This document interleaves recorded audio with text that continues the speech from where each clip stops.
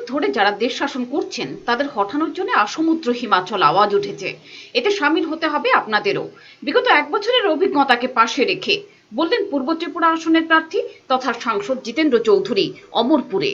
তৈতুতে প্রাণঘাতী হামলার পর অমরপুরে এসে পূর্ব ত্রিপুরা আসনের বাম প্রার্থী জিতেন্দ্র চৌধুরী যোগ দেন গর্জমান মিছিল সভায়। শুক্রবার বিকেলে অমরপুরের মানুষ প্রত্যক্ষ করলেন সমস্ত শঙ্কা সন্ত্রাসকে দূরে ঠেলে দিয়ে সাহসে ভর করে অধিকার আদায়ের এবং প্রতিরোধের স্পৃহায় লাল ঝান্ডার মিছিলে অগণিত মানুষকে সামিল হতে। মিছিলের অগ্রভাগে ছিলেন প্রার্থী জিতেন্দ্র চৌধুরী এবং বিধায়ক রতন ভৌমিক।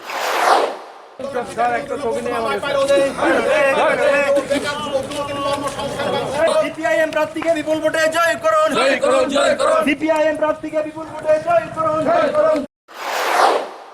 জনপদ প্রকম্পিত করে মিছিল শেষে অনুষ্ঠিত হয় সভা। বক্তব্য রাখতে গিয়ে জিতেন্দ্র চৌধুরী বলেন, শুধু দেশের সাধারণ মানুষ নয়, 2 শতাধিক চলচ্চিত্র নির্মাণকারী, প্রথিতযশা 3 শতাধিক শিক্ষাবিদ, 2 শতাধিক লেখক, বিজ্ঞানী এবং আজ দেশবাসীর কাছে খোলা চিঠিতে আবেদন করেছেন আর বিজেপিকে ভোট নয়।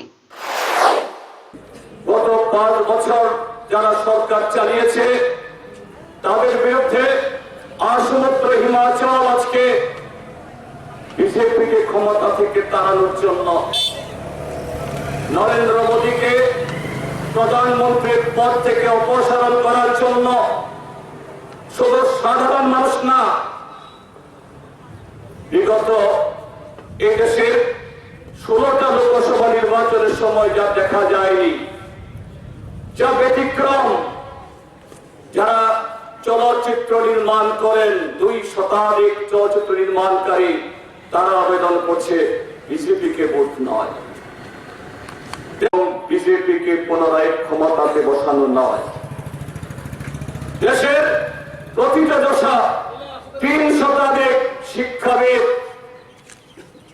বিভিন্ন প্রখ্যাত বিশ্ববিদ্যালয়ের অধ্যাপক, গবেষক, আন্তর্জাতিক ক্ষেত্রে যারা সুপরিচিত ব্যক্তিত্ব, তারা দেশের মানুষের কাছে আবেদন রাখছেন বিজেপিকে ক্ষমতাতে আর যাতে বসানো না হয়। প্রথিতযশা 2 শতাধিক লেখক যারা আন্তর্জাতিক জাতীয় স্তরে এই দেশের মুখ উজ্জ্বল করেছেন, নানা পুরস্কারে ভূষিত হয়েছেন, তারা দেশবাসীর কাছে খোলা চিঠি লিখছেন নরেন্দ্র মোদী এবং বিজেপিকে পুনরায় ক্ষমতাতে বসানো নয়। সভায় অন্যান্যদের মধ্যে বক্তব্য রাখেন বিধায়ক Ratan Bhowmik. Bureau report, channel দিনরাত।